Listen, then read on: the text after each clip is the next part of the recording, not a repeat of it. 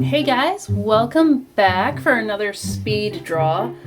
This one's going to be different than the ones I've shown up to this point. I'm practicing with a new technique, trying to do more like semi-realistic digital painting this year, and I'm using some of my characters from my books and my graphic novels to do that. So we're starting off here. I already did the sketch real quick before I realized, oh, I should film this. So did the sketch real quick just to get the image down, and starting off laying down basically the shades of the varying tones all in grayscale. This isn't my usual technique. If I'm doing something in color, I will usually just work with the colors. But I was watching some other artists on YouTube. I can't remember exactly who it was, but she started out all of her stuff in grayscale and then added color over it. I have done one other picture before this, but I couldn't quite figure out how she layered her color and still made it work over it. Thankfully that character didn't really need anything else. He was good. But I tried starting with that technique for this portrait here. And I'm gonna be honest, there are so many mistakes in this video. Please do not use this as your reference for figuring out how to do it, because I struggled so hard. The first portrait I did went pretty smoothly, and then I think I flipped my steps in my head, so I accidentally started airbrushing before I used like just a more flat round brush to lay down the shapes, which is what threw me off because I knew those were the two brushes that I used, but I did them out of order, and you're gonna see me struggle to like get things laid out properly because of that. But I'm gonna go ahead and introduce this character real quick, and actually it's not gonna be real quick, it's gonna be probably most of this video, but that's what you're here for, right? So this character that I'm working on is from my graphic novel Kurokenshin. Kurokenshin is a 7-book series, and well, it's actually 5 books, and then the second part of the series was 2 books long. However, there may be some revisions to that. I don't want to set anything in stone right now.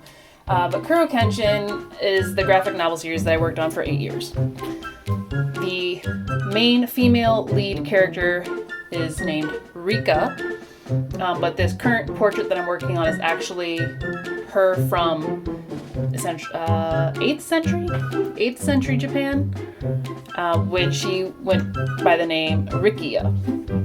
So if you hear both of those names interchangeable, hopefully I don't confuse you guys, but essentially her name is Rika and Rikiya, but Rikiya refers to only her life during 8th century Japan. The story does sort of span both the past and the present. While they are in the present storyline looking for a legendary sword, they're reading a book about this legendary samurai named Kokoshiryu. We're just gonna call him Ryu, and he you know, that all that story happened in the 8th century. So basically, it not flip-flops, but alternates between telling you the story and the legend of the past in real time, essentially, and then flipping back to the future, flipping back to the present storyline where they're actually searching for the sword. So a couple of the images that came up here are pretty important. More or less, they're just references for you guys. The one with the sort of blue kimono on there was what she wore in the past. However, all of these are very early drawings, and I didn't draw her in color a lot with the longer hair, because she did have longer hair for most of her early life. So I definitely wanted to put that into this portrait. You can see I trying to mess with a little bit of color there, and I was just like, nope, not ready. We're not doing it yet. So rather than mess with that any further, I'm just going to go and work on the skin tone. I'm pretty confident the skin tone's all right. Hair always is an issue. But yeah, that's why she has longer hair in this than the pictures that are appearing on the right side. So hope that doesn't confuse you guys. It was very early on when I was in the storyline. It wasn't 100% planned out, at least to the point of design. But pretty much all of the pictures that have shown so far are from probably no later than 2009. And that's a long time ago, because I started it in 2006 and the first book was completed that year, and I think the second book came out in 2008. So that's when I had the set design for Rikiya with short hair, but not her past design with longer hair. So coming back to essentially her story, spoiler alert, possibly. She is mistaken for a demon. She does actually have some demonic blood in her, but it's not hers from birth or anything. It was actually forced upon her. And with that and another trait she was born with, maybe it was Maybelline, but she has immortality, so she's been alive all these years, pretty much from 740, 750 AD until present, so 2000, so about 1300 years she's been alive, trying to find this sword in order to hopefully use it. She wants to use it to bring back her master, who is the legendary samurai, but there's also actual demons out to get the sword. So there's a lot of fending them off and competing to claim the sword and the book that is more or less the map to where the sword could be hidden. So with that, now we've laid down most of the actual shapes for the face color, or not color, but the shading. And that's really the important part. So this is where I should have started. Here we are about, how long are we? 7 minutes into the super speeded up version, because this is 600%. It was like each of these videos was about an hour long, and I just couldn't, I was just struggling. So now that we've got more of a base laid down, pretty much focusing only on the skin, not necessarily the skin tone, skin painting, as it were, to smooth it out. And the way that I do that, the proper way that I do that, now that we've actually started doing it right, is I did use an image reference just for the pose, essentially, and the lighting on that. So I basically use a reference if I have one, or I will use what I know of anatomy and color theory and all that fun stuff to lay down where shadows and highlights go. And I do that with the flat brush pen. Normally I do that at 100% opacity to really create dramatic and defined lines. After that, and I have the shape of everything more or less correct, I will create a layer over that and use the airbrush to smooth out the differences between the two shades, whichever shades are bumping up against each other, and so on and so forth. That technique has worked very well for me so far, working with any skin tones or clothing. Hair, it works, but it's still not perfect. It's not how I want to do it. Because the hair does have more defined lines if you look at it. It's not just a soft smear or a blob. So working with hair, I do try to keep using the brush as much as possible, the flat brush, not the airbrush.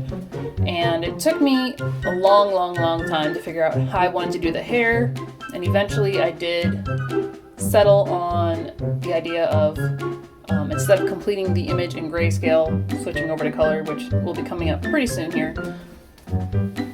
But I just couldn't get the color to overlay the way I wanted it to using a separate layer. The filters didn't quite work as I thought they would. As I thought they would.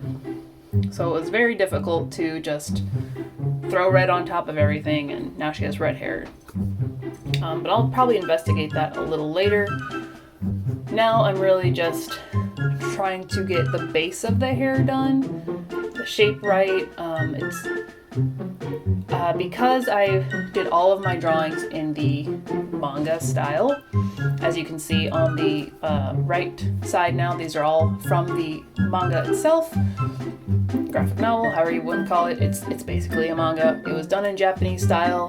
That's how it was meant to be. And because I use that style, there is sort of that over-exaggeration of certain features like eyes, hair, and then simplified features of nose, mouth, etc. So having to go from what is very, very much so a flat 2D simple image to a more or less semi-realistic image was definitely a challenge. Really, it was finding a balance, because you see I'm still working on the hair. It was finding a balance so that it was her hairstyle, but it wasn't so over the top, and it took me a very long time. So finally,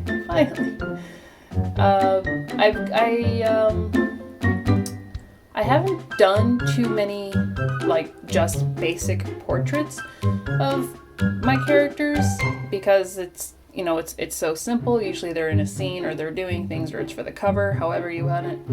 But because I'm trying to practice with this digital painting technique, I decided to do this style. It's a style that I've always appreciated. I've seen plenty of people, do their digital drawings of characters, and it's like, wow, that's awesome. That's super realistic, or it's just not necessarily so cartoony. Not that there's anything wrong with that, and I could pop out a cartoon in a second here, but I really want to improve. And portraits is one thing, backgrounds and like items and objects are another thing, but I'm not doing my like practice sessions yet. This was literally, it was the end of January. I was pretty much tapped out for all the work that I have done thus far, and I just needed to do something that wasn't totally on my list, but it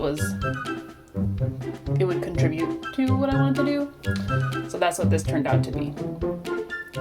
So I stuck with her fluffy hairstyle here, trying to figure out how to mess with it and make it more realistic. And I'm still trying to figure out how to make it the hair, how to make the hair not only the style but blend in with the rest of the image. So I was picking all the hard parts before I even really got to doing the image. So eventually it was just like, all right, I need to work on something else because this hair is taking me forever and I'm not getting anywhere. So basically we decided to switch into color at this point, and I did use filters to create, or essentially to modify my grayscale. I initially did try to just airbrush it over, but I didn't have as good a comparison with the gray under it, so I was like, I'll just edit the levels and the color balance to get it to more of a skin tone. She's not totally pale, even though I didn't give her skin any toning in the book, but she is slightly tanned, because when she was younger, she was all out and about. She does get paler as she lived through the centuries, but she actually does have some color on her.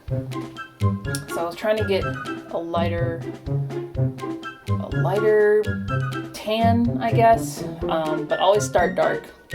Always start dark because you can make it lighter, but I feel like it is harder to darken something once you've gotten it to a very light point. So there's my tip of the day: start dark, because the dark side has cookies. Anywho, so while I'm using the airbrush to get all of the tones smoothed out and everything, you can see on the right another image from the manga, and it's just a little quick scene with one of the antagonists, and there's a ton of characters that I can do from Kurokenshin, which is another reason why I picked a character from Kurokenshin to do a portrait of, since I don't want to release any finalized things for Tower of Dogs until the book's ready to go and, you know, all the character designs are set. So I'm going to be working on those. You'll see them on my Patreon if you are a patron. But as far as publicly, you'll just see the Kurokenshin ones until a later date. So there's so many characters I can do. And if any of you have read Kurokenshin by chance, and you have a character that you would like to see next, or at least soon, definitely let me know. Because I can tell you right now, I'm looking at the antagonist over here, and I'm thinking he might be the next one, because he's always been just fun to draw because he's like a bad guy. So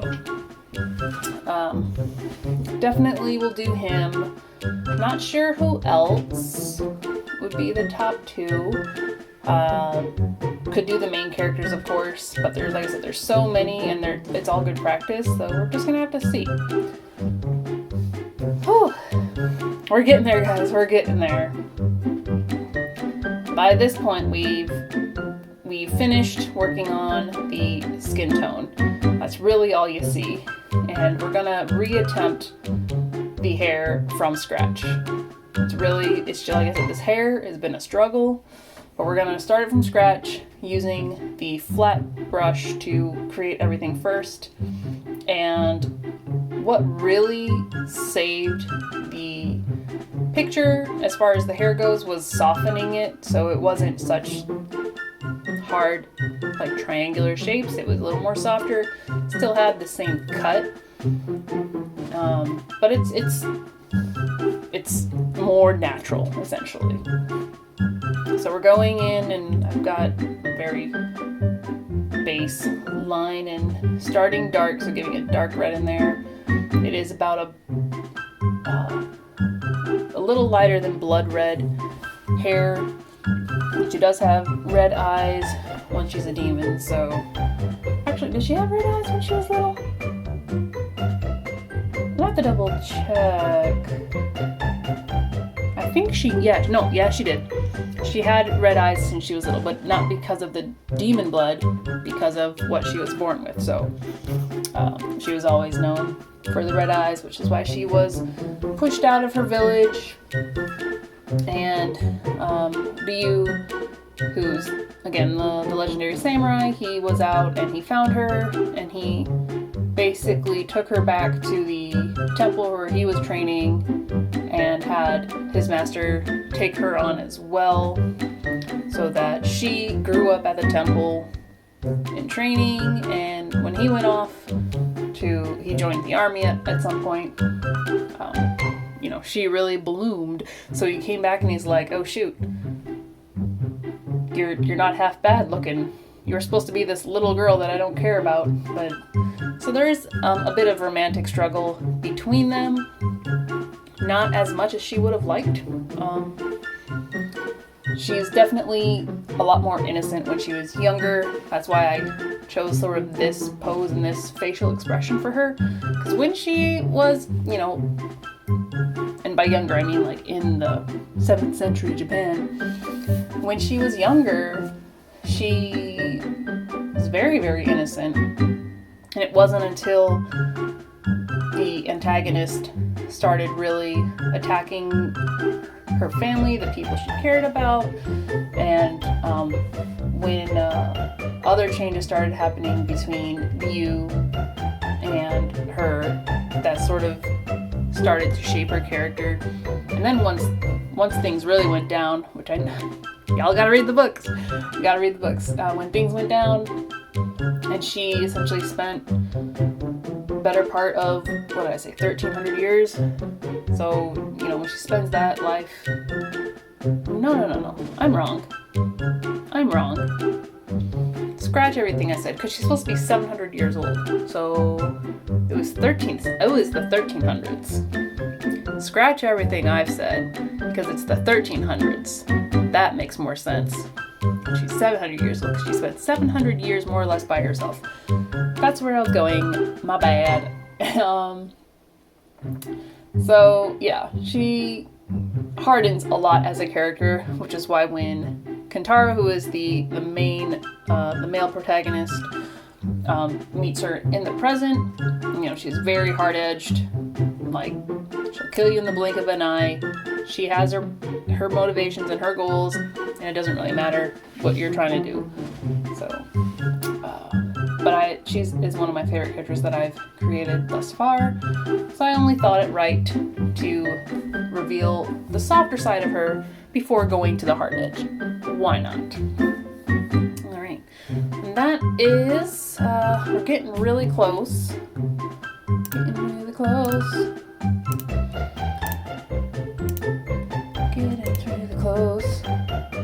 And, to be honest, from here on out, it's really just doing her clothes the same way as everything else, using the base tones for her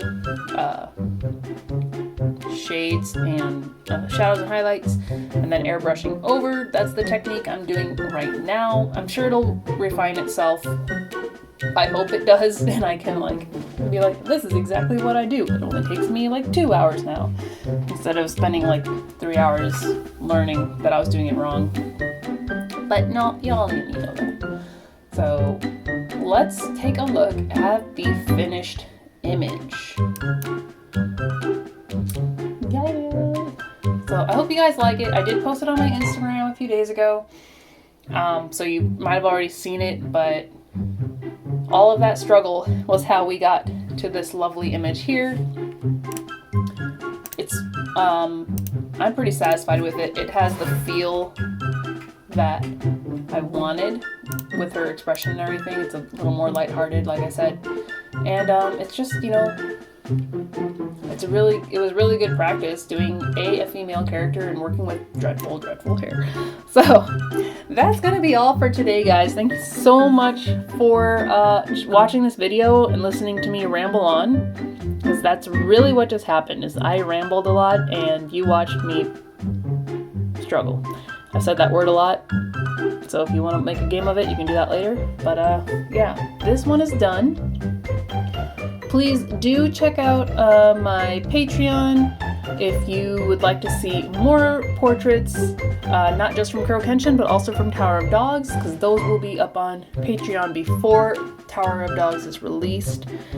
Otherwise, yeah, just follow me on Instagram for sure, because that's where a lot of my art and my writing posts are going to be.